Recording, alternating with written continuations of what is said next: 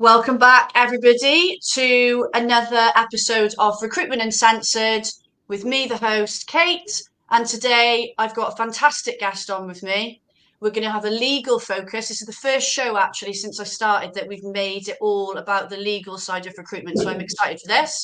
I've got the one and only Barry Cullen on with me.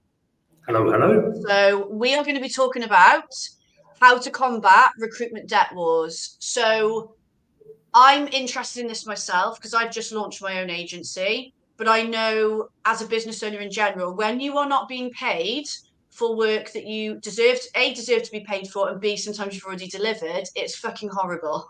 Like keeps you awake at night, stress is unbelievable. So this, I feel, is a very important topic. So I'm going to get stuck in because we've got shitloads to cover off. First question for you, Barry. Because you work with loads of agencies, so I know what are the common mistakes you see agencies make that lead to unpaid debts? So there's some real practical ones, but at a high level, chasing bad business. Everybody knows when they start speaking to a client, they're like, you're going to be a massive pain in the ass, or you're going to cause me problems. And they can sometimes, we've been guilty of this in the past as well. They can sometimes be, oh, but it's work. And because it's work, it keeps me busy. Yeah, it's work, it keeps me busy, therefore I should take it on, rather than going, actually, do you know what, I'm going to pass on this, and I'm going to move on and keep BDing and keep developing client relationships until I get ones that are actually worth having. So it sounds a little holistic, but do good business is the starting point. Make sure you're dealing with clients that bring you joy when you're working with them, rather than ones that are just a massive pain to deal with, because we always know it's the ones that are massive pain to deal with and penny pinch and everything that ultimately will become debt problems, as well as loads of other problems in the business. So high level, that's the main thing. But then in the more practical sense, there's a bit of there's often a disconnect between the ends of the deal, from start doing the deal, starting the business, through to collecting the money, and people need to have a little bit more of a tied up process from start to finish. Because it's a sad fact that a lot of recruiters, they're never sat down and taught what their terms mean, and they're expected to negotiate contracts with clients, and often these clients are, they might be people in the legal space, or they might be people with legal understanding, or very, accomplished contractual negotiators. But if your recruiter doesn't even know what your terms of business mean, then they're not going to be very comfortable negotiating them. And one of the main problems that we find happens is if somebody's not comfortable negotiating a contract, the easiest way to overcome that at a human level is by just not having the conversation. And if they don't have the conversation, what they're really doing is they're leaving a degree of uncertainty in the deal, which will come and blow up further down the line. Whether it blows up when HR or procurement get involved, or it blows up when accounts payable get involved, there'll be something unsaid which everybody knows might be a problem. A bit like pre-closing a candidate on anything, right? They're not going to commute from Basingstoke to Torquay every day, right? But you need the interview, so you don't cover that issue, and then you need the second interview, so you don't cover, and you just push that issue down the line. You don't take the job, right? And so it's that there's a real discomfort, and that often comes from terms that are overly long, overly complicated, overly legalistically drafted. Lawyers love using the law, right? And they love making these things as complicated as possible. And often what you'll have is a contract, a set of terms which work really nicely, and they're really neat and they're lovely. And then somebody comes along and goes, oh, we need to add that. And then somebody comes along and goes, oh, what about that? Or a bit of law changes, what about that? And people add to it and add to it. And to tell you what nobody ever does, they never take anything out. So you start with this 3-page contract, and before you know it, 5-6 years later, it's 11 pages long. Nobody really understands what it means. And it's horrific, right? So having really succinct terms that work, that people understand, and therefore are willing to use as a sales tool, rather than being an obstacle to business, right? Or kicking those issues down the line. So I would say that, because one of the main things is your clients need to know your terms exist. Yeah, so you've got to be sending your terms, or you've got to be making direct reference to the existence of the terms, making sure the clients know they exist right at the early stage, yeah, so that we can actually get them to be binding on the client so that you can use them. Yeah, so I'd say that's the first bit, right? Not understanding the terms, not being comfortable with them, which results in people not sending them or not making the clients be aware of them, and that's one of the biggest issues that we come across. Because then it's not an argument over did you make the introduction, are you owed the fee? It's a more high level argument of what contract, if any, exists in this particular relationship. And if the contract doesn't exist, it doesn't make it impossible to get the money, but you put a massive hurdle in the way, which we wouldn't otherwise need. So I'd say that's probably the primary one, as well as not doing business with people you should be doing business with. One of the other ones is remembering that credit control, so credit checking in particular, when you do a credit check on someone, that's a snapshot in time. So you know what their creditworthiness is at that moment in time. A month later, a quarter later, 6 months, a year, 2, 3 years later, their financial position might have changed. And you might still be relying on that credit check from a year ago, 2 years ago, 3 years ago. Yeah. So we're keeping that on track, making sure you stick to credit limits, particularly important in temp and contract. If you're supplying temp after temp after temp and your runner book is growing with this client, but their creditworthiness isn't improving, so you're going over the sort of credit limit that you should give them, then you're exposing yourself to risk, right? And the worst thing, of course, in temp and contract is, at least if you lose a perm fee, you're only losing fee, right? Which obviously is a pain. You don't want to lose fee. But imagine, you lose a temp fee, you lose 100 grand's worth of temp fee, 80 grand of that you might have already paid out to the workers. So not only are you losing 20 grand of net fee income, but you're also digging an 80 grand hole. So I'd say that's soul destroying. But business destroying often. Well, yeah. Yeah. Oh God. Yeah. So I would say that another big one, I'll probably make this the last one on this, is people talking about negotiation too late in the process. So it's slightly different to what I was talking about earlier when I said being scared of terms. This is more like this scenario. You introduce candidate, hiring manager interviews candidate. Yeah. At that moment in time, a contract has been agreed, right? Because they're deemed to have accepted your contract. They were aware of your contract. They've acted in accordance with it by interviewing a candidate. A contract has been formed. Yeah.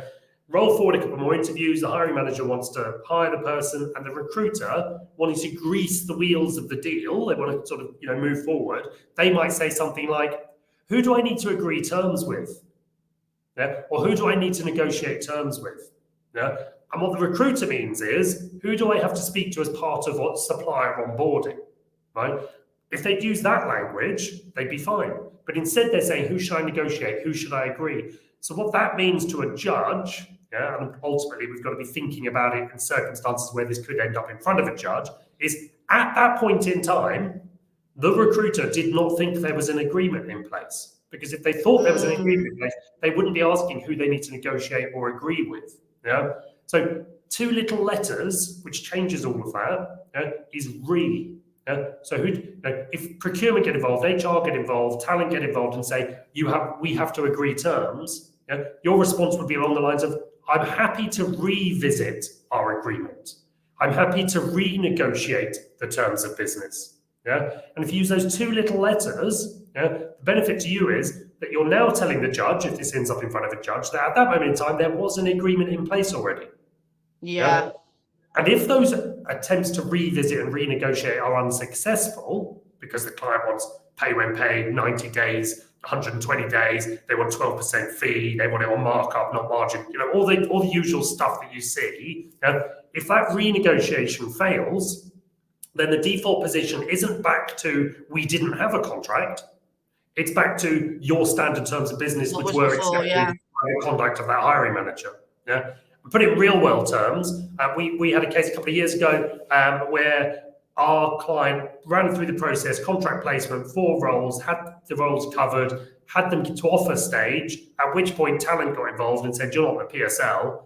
Thankfully, they came to me and I said, "Look, let's draft this email for you about renegotiating." And it played out that they attempted the renegotiation, couldn't agree the renegotiated terms, and then the client were all going to take them anyway, and they took them anyway. And thankfully, because they'd used renegotiate instead of negotiate, it made the difference in the case. and it was a £78,000 worth of fee. Wow. Where ultimately the client ended up having to pay 134,000 once we had interest and costs and all the other bits put on top. So it's such an important piece, and that comes from training. That comes from teaching your people how to deal with these scenarios. And there's some wonderful trainers in the world. I might even be talking to one at the moment. There's some wonderful trainers in the world who do great work on sales and client development and recruitment processes. Often that legal nous is missing from some of it. So just making sure you've got that in mind and how to deal with that is really important. And I think that links in what you said about, and understanding the terms, because I see so many consultants avoid that conversation. Mm-hmm. And do you know what brought it to light for me recently was getting my terms sorted for my agency. Mm-hmm. I wanted to make sure I understood it, because I thought, well, stuff like that normally can overwhelm me. Well, if I don't understand it, I'm not gonna be confident speaking about it. And it gets avoided. And then, like you say, all these things come up when you've done all that work and you found that candidate, and it just causes more work, more upset, and things fall out of bed. So it links with training. It's about making sure the terms aren't like a 20-page book, but educate the consultants. If you understand them as an agency owner, great, but do they understand them? Yeah. A little exercise you could do to show the lack of understanding in an agency over terms is get 10 recruiters in a room, print out the terms, then go round one by one and ask them to read one of the clauses to you and then explain the meaning to you as well. That will give you a real litmus test in your business of how much or how little your coal-faced recruiters that are representing you to your clients understand the terms of business they're being asked to sell with. It'll be an eye-opener, I tell you. Yeah, definitely. Right. So I wanted to cover this off with you, because I think when people are overdue payments, you can go into a bit of a panic mode, probably, can't you? What's an effective strategy that people can implement to recover overdue payments? Yeah, so I would say, assuming we've already covered the doing good business with good clients and that side of things, I think people need to recognise that credit control doesn't start on the day the invoice is due. Credit control starts much earlier in the process. Because again, much like in sales, when you're trying to identify what the hurdles might be and overcome those, you need to be closing off the hurdles that might prevent or delay payment. So right at the start, new client, first bit of business with them, you need to be asking questions about, right, how do we make sure our invoices are processed? Literally down to who's responsible. Who do I physically have to send the email to? Do I need a PO? If so, what is the PO? Understanding what that process is right at the start.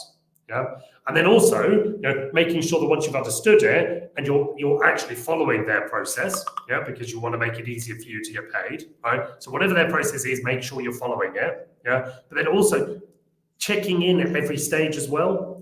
You've raised an invoice, you've sent the invoice, a phone call a couple of days later, just checking you've got the invoice, just checking you've got everything you need, and then it's going to be processed in due course. Identifying issues, right? Actually, no, there's a problem with cost. Okay, great, let's go fix the problem.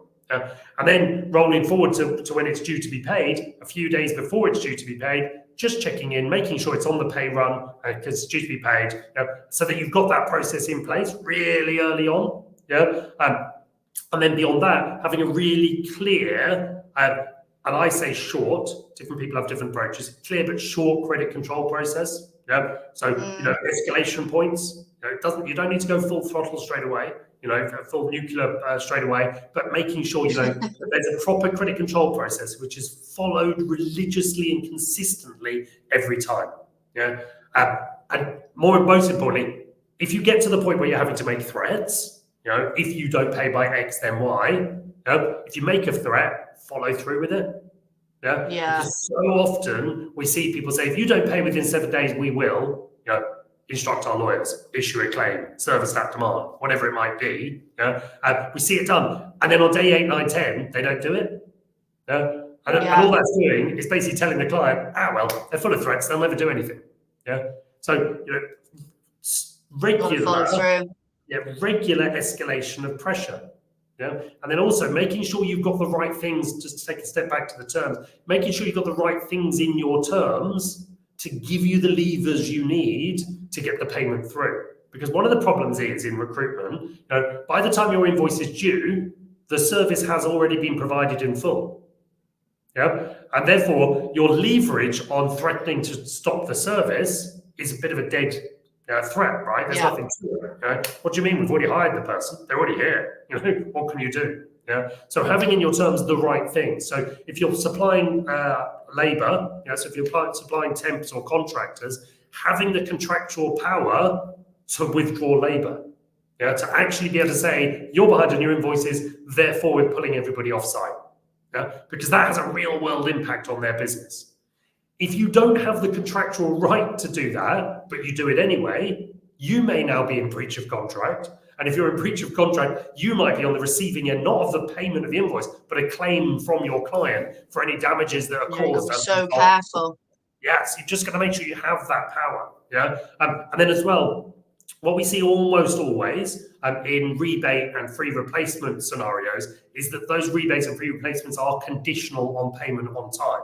Yeah, that's a great lever to have. Yeah, because they're overdue. You can phone up the accounts payable and say, look, just so you know, the rebate on this person was subject to you being paid us being paid on time. You haven't paid on time. Therefore, now if that person leaves, you won't be able to get a fee rebate. But if you get it paid today, or if you get it paid in the next 48 hours, I'll get that reinstated for you. So it's a real lever. You've given them real world reason to want to pay you because they want to protect themselves in relation to that rebate. What we see less of, and I'm a real sort of ambassador for this, and in our terms, when we draft them, we always have this in there, is the same thing for fee discounts. Because most recruiters will have a standard, they'll either have a tiered standard fee or they have a standard fee of 25% or 30% or whatever it might be. And then almost none of their business is done on that standard rate. Yeah? Almost all of their business is done on a negotiated discount. Yeah? So let's say they're averaging 20%. Standard fee is 25, 20% is the discounted fee. Making sure that discount is contractually conditional upon payment on time. Yeah. So that if the fee, let's say it's 100 grand placement, 25 grand standard fee, that's a 25 grand fee. You're doing it at 20%, so it's 20 grand. Make sure that's conditional on payment on time, so that you can then say to your client, like you were doing with rebates, look, because you didn't pay on time, you now don't owe 20, you owe 25. But tell you what, if you get it paid today or in the next 48 hours, we'll honour the discount. Yeah. Instead of now being the supplier that's jumping up and down and making threats, you're actually the supplier that's helping your client out. Granted, you're solving a bit of a problem for them. Yeah, look, you didn't which know is what they want anyway. But it exists now because of what you've done. But if we could just get this sorted, we'll honour it still. That's a really, and it's a healthy way to do threats and credit control, right? Because it gives you, it feels like less of a threat to them, doesn't it? Exactly. It's a friendly word in your ear about something you might not have understood, and we want to make sure you're protected. Yeah. When ultimately it's still you making the threat, right? Do you know what? I with my coaching business, one of the things I found is worked is, like you said, the credit control process, realizing it starts before the payment date. Little things like reminder emails, just to kind of keep it in mind. But do you know what I found really helped for me? Instead of me chasing or sending the reminders, I've got a VA and he does it for me. Yeah. I barely get anyone pay me late now because I don't know what it is about it, because it's not me. It's an external person. Let you into a little secret. Back in the day, there's quite a few of us now in the business, but there was a time when it was just me. And you may have found in that scenario that accounts would be sending emails requesting payment, and then I would be emailing our contacts saying, look, I'm under pressure from accounts over this invoice. Can you do me a favor and get it sorted? And I was accounts, of course, and I was also me. So those personalities. Yeah. All the little tricks of the trade. You're getting all the freebies today, Kate. Yeah, but it worked. But it's mad, isn't it? Like, just people see it differently.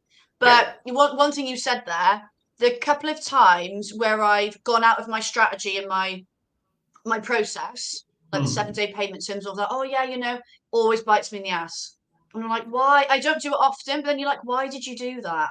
And it's a bit Because like, now you've created when a you take on problem. love jobs, you're like, not about credit control, but just when someone says it's a mate and they're like, can you help me out? Can you do this for me? And it's a little bit outside your niche and a little bit outside what you do. At the beginning of that, you shouldn't do it because you're going to overservice them because you're your mate. You're not going to charge them properly because they're your mate. And it's also kind of slightly outside your lane.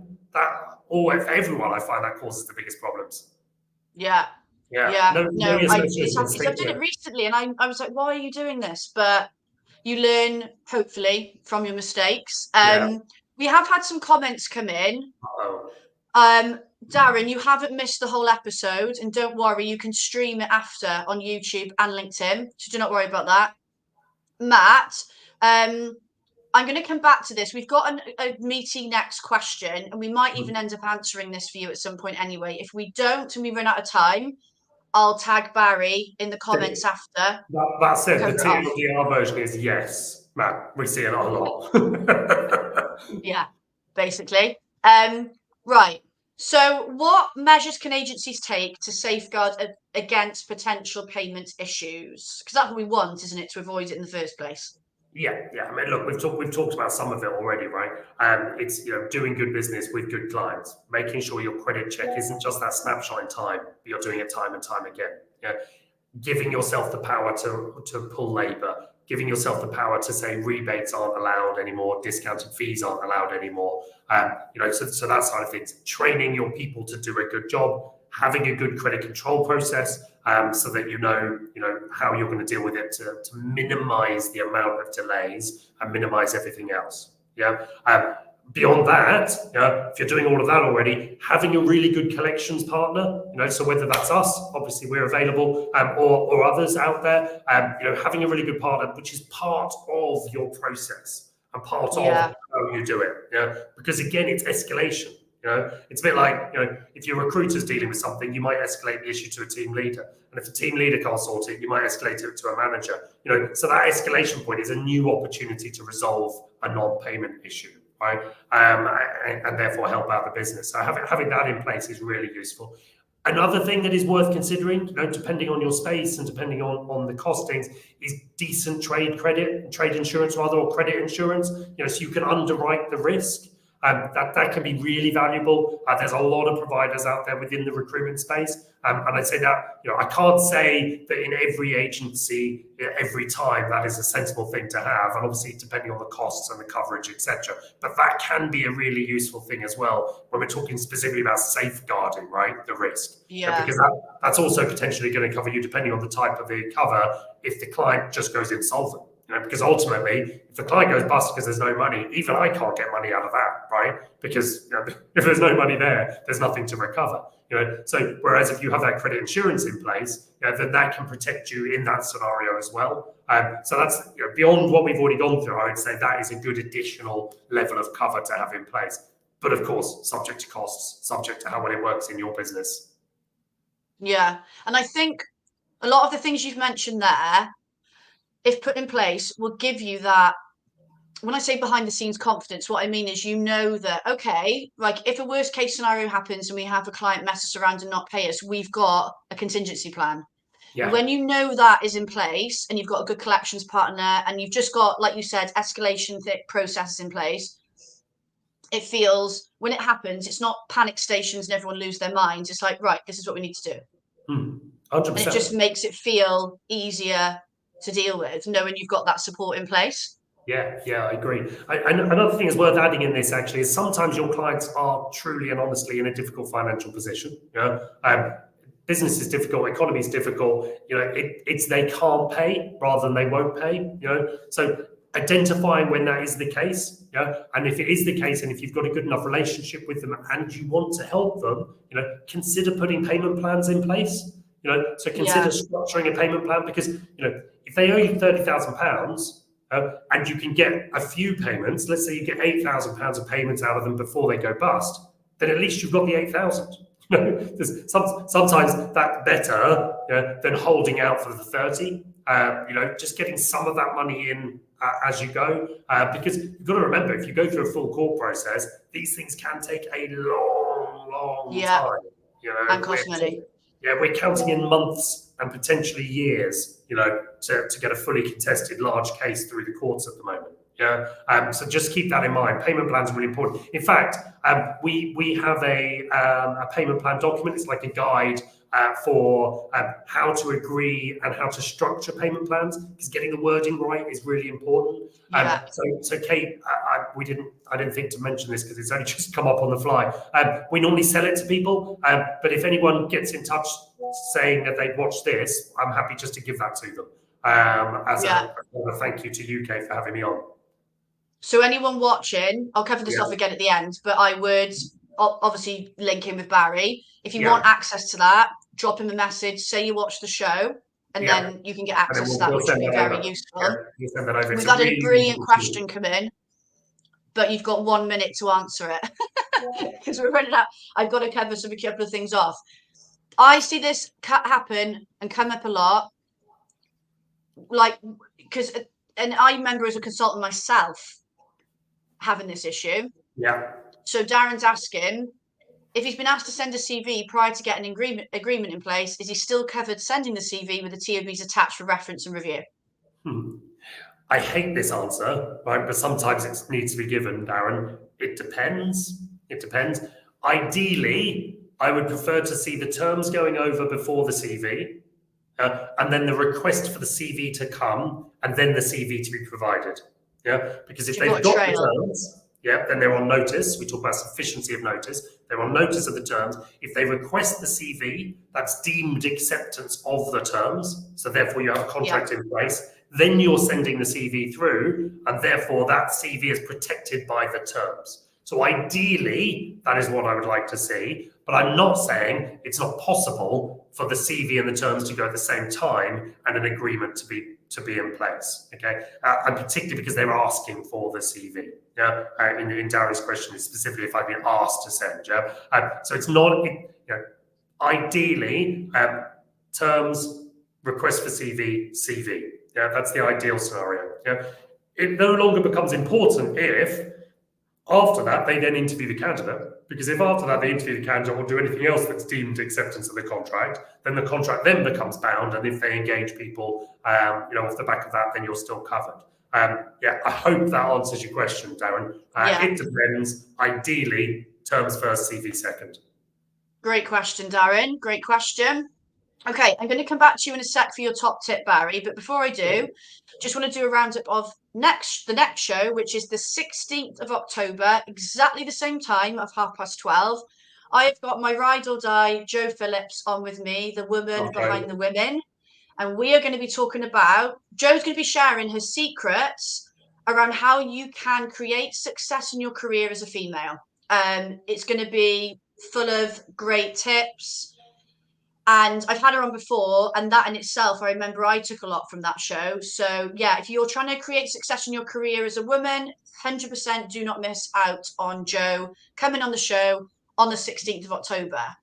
Okay, right, let's get your top tip covered off. This, I know everyone needs to hear about this because I would have never thought about this. Talk to us about your top tip. So the tip is to show discounts on your invoices. Let's think this through. At most end clients, you will agree a set of terms, and the nature of recruitment, we will often be giving some sort of fee discount.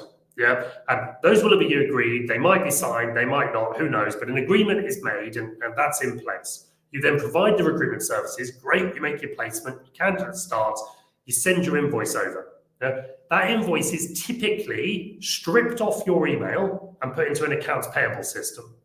So in the human that is dealing with the processing of invoices, they don't see the agreement. They don't see the cover email. They don't understand that there's a fee discount in there that's conditional on payment on time. And you'll remember we talked about conditional fee discounts, right? They don't know about any of that. The only information they have is the invoice. So if you're doing a placement where your fee is X, so let's give an example. You're placing somebody on 100 grand. Your standard fees are £25,000, but you've negotiated down to 20%. So the discounted fee is 20,000. Ideally don't raise an invoice for 20,000. Right? You raise an invoice for 25,000. Then in the second line of the invoice, you put timely payment discount minus £5,000, which shows the balance due £20,000 plus typically plus VAT. Yeah, you've now given that human in accounts payable a reason to make sure your invoice is paid on time. Yeah. Because otherwise they're just going, oh, it's £20,000 invoice, but we'll pay it when we can get around to it, or when we'll push it back for as long as we can, etc. You've given them a real world reason to pay it, and if they don't pay it, it's much easier then to be saying, well, you knew it was a timely payment discount, you haven't paid it, therefore the discount falls away, therefore you owe the full 25,000. And the other advantage of it is I can now, when I'm pursuing it through the courts, I can run the interest on the full 25,000 from the first date that the invoice was due, rather than a month later, 2 months later, when you end up raising the other invoice for the additional £5,000. I've given this tip out a few times, and I still get phone calls and emails from people where they're like, I think I need to take you for a few drinks, or I think I need to buy you lunch. I'm like, really, why? And they're like, because I've used that tip ever since I heard it from you. And it's amazing how many times an invoice that I was expecting to go due got paid on time, or I got paid the extra money because they were late. Yeah, I think it's genius. And as Darren said, Barry's a legend. We love Darren. You can come again, Darren. Yeah, I think that's a brilliant top tip and a great way to finish, because either way, it's, if they pay late, you've got the opportunity to earn more. If it gets them to pay on time, amazing, less stress for you. So I think that's amazing. Yeah, and thank you so much. We literally run out of time. That flew by. Thank you so much for coming on. I'm going to say it again. Connect with Barry. He's on the LinkedIn event, so it's easy for you to find him. I will tag. I know there's been a few questions, so I'll tag Barry in them so you can still get them answered. If you want access to that, what was it again? The thing that you said they could have? Forgotten now. A guide on how to agree and structure payment plans. That's it. Drop him a message. Make sure you mention you've watched the show. But just go to him with any questions. If you need support with this stuff, go out and get it. And Barry is your person to go to. Don't suffer through this on your own, especially when you're a small agency. It's horrible. So go out for support. Well, that one deal could make the difference on your business, right? If you're a smaller agency. Pardon? That one invoice might mean the difference between your business being around and not being around if you're a smaller agency. Horrible. Yeah. Yeah. So yeah, go out and get the support. But thank you so much, everybody, for watching. Remember to join me again on the 16th. And if you want to watch this again, because I know we've covered a lot, go to YouTube. It's going to be there forever. So you can watch it as many times as you like anyway. I get to show my mum as well, which is nice. Yeah. So we will see you soon. And thank you for watching. Thanks, Bye. Kate. See you soon.